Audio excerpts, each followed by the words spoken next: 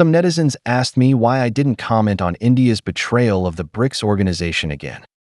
I know exactly what they mean, but a few days ago, I made a video commenting on Modi, saying he's very likely to kneel to Trump.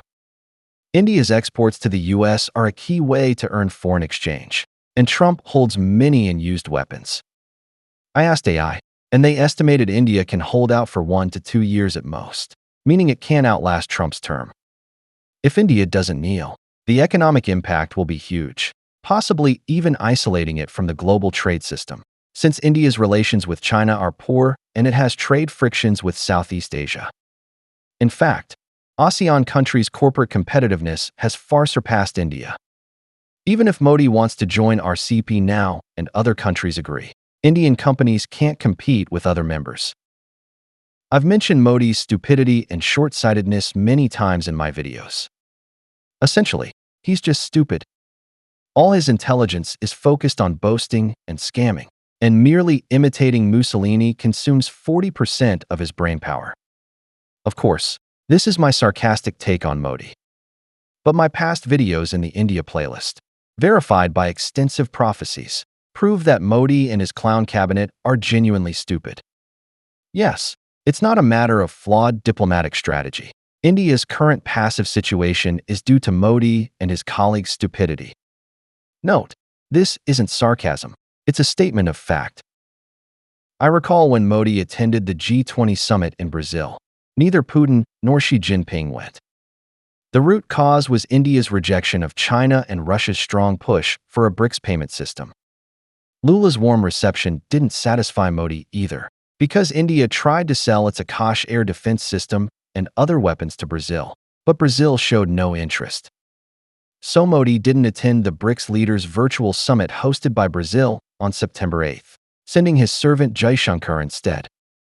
The summit was meant to discuss how to counter the US's high tariffs, as both India and Brazil face 50% tariffs from the US. BRICS nations need to unite to respond. If they act together, the core issue inevitably comes up: building a BRICS payment system, de-dollarization, and reducing reliance on the US. Modi's refusal to attend shows he doesn't want to take a stance on this. He's playing his usual two-faced strategy, waiting for China's rare earths to arrive while interacting with Trump on social media, hoping the US master will forgive him.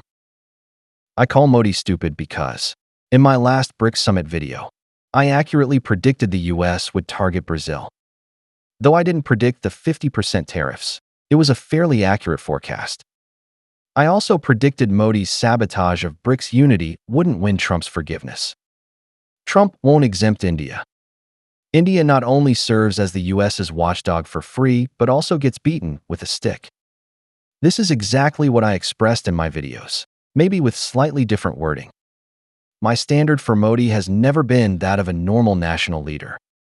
I'm an average intelligence Chinese programmer with no background in international politics. Yet I could see long ago that the US would strike and humiliate India. Even the US's core allies, Canada, the EU, Japan, and South Korea, aren't spared, and they're at least the US's servants, if not brothers. But India? It's just a stray dog that voluntarily showed up. How could Trump not extort and humiliate it? On Brazil's refusal to buy Indian weapons, I don't blame Brazil. Look at Armenia, which bought Indian weapons in bulk and got thrashed by Azerbaijan in war, losing vast territories and creating many refugees. Ecuador, which bought 7 Indian Dhruv helicopters, software crash, couldn't return the rest, failed to resell them, and had to mothball them. In India's air clashes with Pakistan, Pakistan shot down 5 to 7 Indian fighters, and even then, India's indigenous Tejas fighter didn't dare join the fight. If you were Brazil's president, would you dare buy Indian weapons? But such a normal decision offended Modi. He seems to forget that Brazil faces US tariffs, just like India. Can dodging issues and begging the US really win its forgiveness? The reason Modi hasn't flown to Washington to kiss Trump's ass yet is that the rare earths he begged for from Xi Jinping during his Tianjin visit haven't arrived. If India's critical supplies, like urea, rare earths, engineering equipment, industrial machinery, and drug ingredients, arrive, India can survive a few more months, and he'll immediately kneel to Trump, betraying China again. So I've always suggested China's government ensure India has only 1 month's stock of key supplies. If India betrays China again, cut off the supply immediately. You can never trust a snake, or it'll bite you sooner or later. Modi's refusal to attend the BRICS leaders' virtual summit is another signal to Trump. India can kill the BRICS payment system's progress, one of Trump's biggest fears. But the US needs to reward India, or it might fully pivot to China. I think Trump is unlikely to make major concessions to Modi, as the US faces bigger headaches than the BRICS payment system. If China stops buying US agricultural products, Trump will face severe political pressure. Also, the US's economic downward pressure is huge. If mishandled, the US could face a serious crisis without the BRICS payment system challenging dollar hegemony. Instead of trading with Modi, the watchdog, and being laughed at globally, it's better to confront China directly, carve up spheres of influence, and maximize gains. If the US and China reach a deal first, India will be the country served up on the menu. Then, no matter how Modi and the BJP try to save it, India can't avoid falling into the abyss. I mentioned in previous videos that if Trump really wants to hit India, he just needs to cancel all H-1B visas, deport Indian immigrants, and cut off US remittance channels to India.